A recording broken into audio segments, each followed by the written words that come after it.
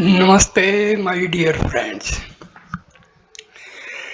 See, psychology deals with the mind and mental process,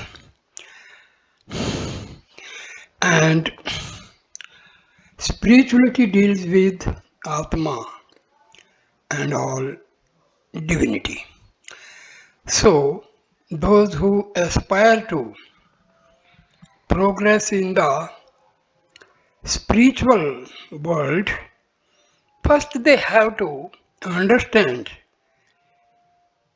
the mind and various modifications of mind, how mind is originated, how does it work, because we have to reach the Atma through mind and ego and all. So we must understand the functioning of our mental faculties. Now I start the analysis of our mental forces. I start with the desire. Instinct is natural to animals as well as human beings. Certain instincts, such as physical or biological needs, are natural while others are cultivated on the basis of past experience or predetermined notions. The instinct of a cow to go towards a man holding a bunch of grass is a cultivated instinct of pursuing what is desirable, pravritti, and so is the instinct of going away, nivritti, from an angry man holding a stick. Both are based on past experience. Human being is distinguished from an animal because he possesses thinking faculty which is absent in animals. Out of thinking arises discrimination, the ability to differentiate between good and bad, pleasure and pain, desirable and undesirable. undesirable. Of course, this is relative and based on one's own predetermined notions or background. Out of this thinking faculty and discrimination arises desire to seek something that promises one's betterment or improvement. By nature, a human being is incomplete or imperfect and is aware of it, self conscious of it. Therefore, there is a natural urge to seek completeness, and thus results the desire to be differentiate from a better than what one presently is. Thus, desire is a natural urge of the mind, just as hunger or breathing is a natural urge of the body. One has to fulfill a natural urge, which, however, always recurs and can never be fulfilled. Thus, as long as one's mind is active, except in deep sleep state, or complete or one is complete conscious of the mind, the desire to be better and complete will always be there, and this desire, like other natural urges, can never be fulfilled until one becomes complete. It is found from observation and experience that our attempts to fulfill desires lead to more desires, thus leading us to endless gyrations till death. Vedanta is the study to explore, understand, and practice the proper means to fulfill the desire to be complete or perfect. Limitation of action. One can grow out of a meaningless desire in the light of the knowledge that it is impossible to fulfill it, but this does not apply to a natural desire such as physical or biological needs or mental needs. Since the desire to be complete or perfect is a natural and a universal desire, one cannot grow out of it in spite of the knowledge that it cannot be fulfilled by any actions. This natural desire to be better and complete induces one to perfect actions, at the end of which the desire still remains unfulfilled. At the end of an action or acquisition, one is still discontented or unhappy. Why do all the struggles fail to fulfill this innate desire? The answer is that the desire to be complete can only be satisfied if one can achieve completeness. However, completeness or perfection can only be achieved by an infinite gain, and because every action, every gain, every acquisition is finite. The sum of even a series of actions does not equal infinity. For example, one is as far away from infinity when one possesses 1 rupee as when one possesses 1000 rupees or a million or a billion rupees. The same is true with objective knowledge and emotions. As one progresses in acquisition of more and more knowledge about the world, one becomes aware of more and more ignorance. The truth is that the efforts to be complete or free from limitations are bound by the nature's law of cause and effect. Every effort of an action is limited, and according to the law, a limited effort can only produce a limited result. For being complete or perfect, an unlimited effort or action is required, but no action or a series of finite actions is infinite, and therefore action cannot lead to perfection. Then what to do? If action does not fulfill the desire, should we stop acting? But that is against human nature, because as said in Bhagavad Gita, everyone is helplessly made to act by nature. At the same time, everything that is created has a purpose. So the desire to be perfect must also have a purpose, and there must be a way out. Accomplishment of the accomplished. Every act is performed to accomplish something, and three factors are involved in this process. The thing to be accomplished, sadhya, and means of accomplishment, sadhana, and the person who strives to accomplish sadhaka by a proper and an adequate effort, prayatana. One can accomplish anything that is unaccomplished. Asiddha, Asiddhasya Siddhi. However, no effort or action is required to accomplish that which is already accomplished. I need not make any effort to acquire a head over my shoulders. Completeness or perfection falls in the category of the already accomplished, and no action or effort is required to accomplish it. Any effort spent with that objective is obviously in vain. But what is the already accomplished as applied to perfection? It is like a key bunch that is in one's pocket while one is searching all over to find it. Finally, when one finds the key bunch, it is like the accomplishment of accomplished. It is not the action of searching the keys everywhere that led one to find them, but it is the realization that the bunch was in the pocket. The story of the 10th man is very appropriate. 10 young boys who went out for a picnic had to cross a river. They decided to swim across. At the end, the leader of the group counted the members to make sure everybody had reached safely. Upon counting, he found only 9 boys. He was much worried and asked another boy to count. He also counted 9. They were all afraid that one of them was drowned in the river and frantically started searching for the missing 10th man. All their efforts were in vain. Finally, an old man watching them crying approached them and asked what was bothering them. Upon being told that one of the boys was missing, the old man figured out what the problem was. He asked the leader to count them once again, and when he counted only 9, the old man told him that the leader himself was the 10th man. The Tvam Dasomasi. The problem was every time someone counted the boys, he did not include himself in the count. Within a Within an instant, the boys realized what the mistake was and were happy once again. It was not the action that provided the boys with the missing man, but the realization or the knowledge that the one who counted was himself the missing man. All the time he was searching for himself, and no amount of action of searching would reveal the sought.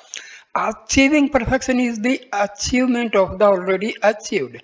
The only reason why one is not able to experience perfection is ignorance, ajnana. Ignorance is like darkness which prevents us from seeing or experiencing what is in front. It also leads us to mistake the truth as false. Just as a man mistakes a rope for a snake in darkness, this mistake in turn causes illegitimate problems such as fear, snake bite, pain, etc., which only exist in the mind and which cannot be cured unless the mistake is realized. Thus, the imaginary pain of the snake bite and resulting misery can be cured only when one is made to realize the falsehood of the snake or the reality of the rope. Once this knowledge is gained, then a rope can never be mistaken for a snake. Thus, the removal of pain is accomplished without a process of change, that is, without any treatment or effort. Search for perfection is also similar. One is ignorant of the fact that one is already perfect, and therefore all the efforts to accomplish what is already accomplished are in vain. What is needed is the knowledge of the Tat Tvam Asi, or that thou art. Thou art indeed that perfection thou hast been searching for.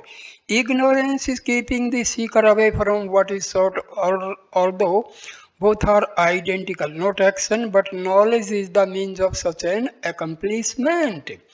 The teaching, the teacher, and the taught. The Shastra dealing with the method of gaining the knowledge to achieve perfection is Vedanta. Vedanta is not a book, but the knowledge which is beginningless, anadi, and therefore created by the same Father who created the universe. In the ancient times, it did not exist as a book or books, but was traditionally transmitted verbally from teacher to taught. This tradition is called Karna Parampara. Vedanta also includes Yoga Shastra, the science of yoga. Yoga is a method by which one attains a proper state of the mind that is necessary to receive the knowledge. However, yoga is not knowledge. The teacher who has the vision and the experience of perfection reveals the knowledge to the student. Such a fit teacher is called Guru. Guru is the one who destroys Gu, the darkness, Ru of the ignorance. The Guru is not only has the ability to reveal the knowledge to the disciple, but he is also the ocean of sympathy. With patience, kindness, and sympathy, he imparts the teaching to the student. The tradition of the Guru Parampara is also beginningless anadi, since every Guru was once a disciple of his Guru. Thus, the first Guru who revealed the knowledge must be the creator of the universe. A fit student is called Shishya, Shikshana Yoga, one who is fit to receive the teaching. Necessary preparation is required on the part of the student before a teacher can impart the teaching. The student is also required to have an implicit faith in the Shastra as well as the Guru until the truth is discovered. This faith, which is coupled with conviction, is called Shraddha, knowledge. Two factors are required to gain the knowledge. Parma of an object, Parman. The object, Parmaya, and second, the valid means of knowledge, Parmana. Thus, in order to gain the knowledge of a pot, first the pot should be present within the scope of perception, second, the eyes, backed by the attention of the mind, because all knowledge takes place in the mind, should be functioning. If eyes alone are functioning but the mind is not present, the knowledge of pot cannot take place. In this case, eyes and the mind together form the valid means of knowledge, Pramana, and the pot is The thing to be known, parmeya, the knower of the pot is called pramata. The knowledge, parama, is of two types, prataksha or direct and proksha or indirect. The knowledge of the pot gained by looking at it is the direct knowledge, however. If the pot is not present within the sight of the individual, then the knowledge obtained by listening to its description is indirect knowledge. Or even if the pot is present within the viewing range but the eyes are not functioning, then the knowledge gained through touch, smell, etc. is also indirect. For direct knowledge, a valid means of knowledge must be available. For example, ears are not a valid means to gain the direct knowledge of the color of an object. When the parmeya and the pramana are present, the knowledge occurs instantaneously and definitely. Seeing a pot is an instantaneous process. No action is involved in the process of knowledge because it only involves the operation of the means of knowledge. Ignorance also deprives us of the means of knowledge. We may have heard a great deal about a person but have not seen him, and even if we happen to be in his presence by a chance, we do not gain the knowledge of his presence. We are ignorant of the person because we have not seen him before. As soon as someone informs us that the person we were looking for is right in front of us, an instant knowledge is revealed to us. Here the words of the informer become the means of knowledge or pramana. Only direct knowledge is complete. The knowledge obtained through reading or hearing about an object or a place is incomplete because the picture formed in our mind depends upon our past impressions and our judgment. The picture formed in different minds from the same description is generally different.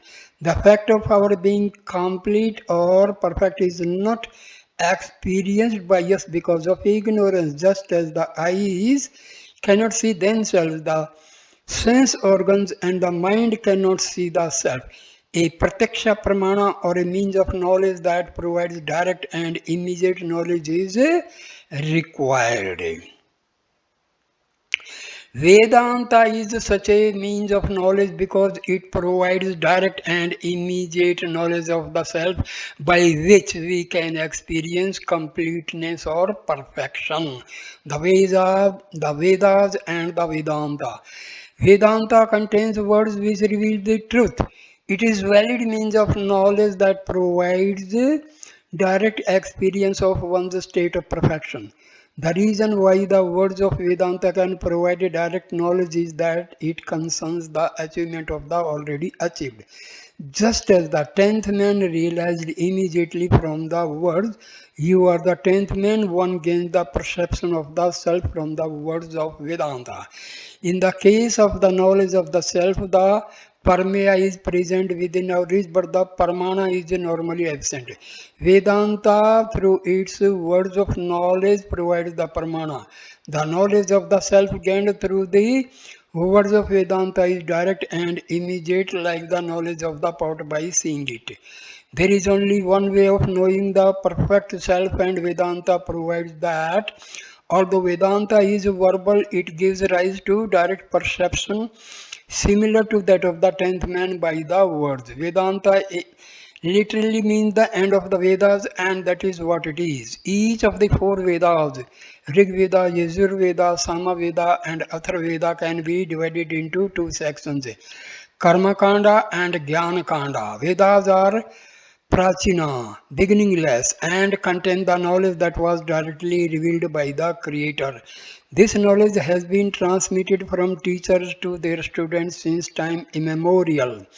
The knowledge was transmitted to qualified students worthy of receiving this Prachina knowledge. Such a student is also called Prachina Yoga. The Karma Kanda of the Vedas describes different deities, the ritual to be performed, and the methods of performing them to achieve various ends for worldly gains or for material gains hereafter. No explanation or causes for the rituals or the deities is provided in the Vedas because these cannot be perceived or comprehended by the human intellect, and therefore these rituals are accepted without questioning. By performing the rituals as specified, one accumulates punya, which is in the form of subtle thoughts, and that would result into a subtle gain.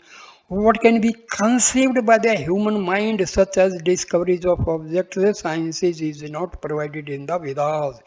The gains achieved by performing the rituals of the Karma Kanda are utilitarian in nature and therefore do not provide ultimate happiness. Karma Kanda is a pramana to achieve these ends by invoking the Devam, which is not within the control of human beings.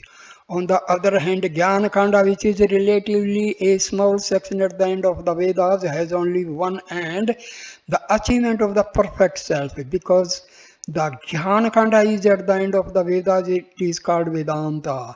The knowledge of Vedanta is not a means for some end, but the end in itself. So, my dear friends, this way, by analyzing mind, faculties of mind, various modifications of mind, we reach the Vedanta and Vedas. So thank you. I end this video here and thank you for watching this video. Please like, comment and share the video and subscribe the channel. Thanks a lot. Namaskar, my dear friends. Namaste.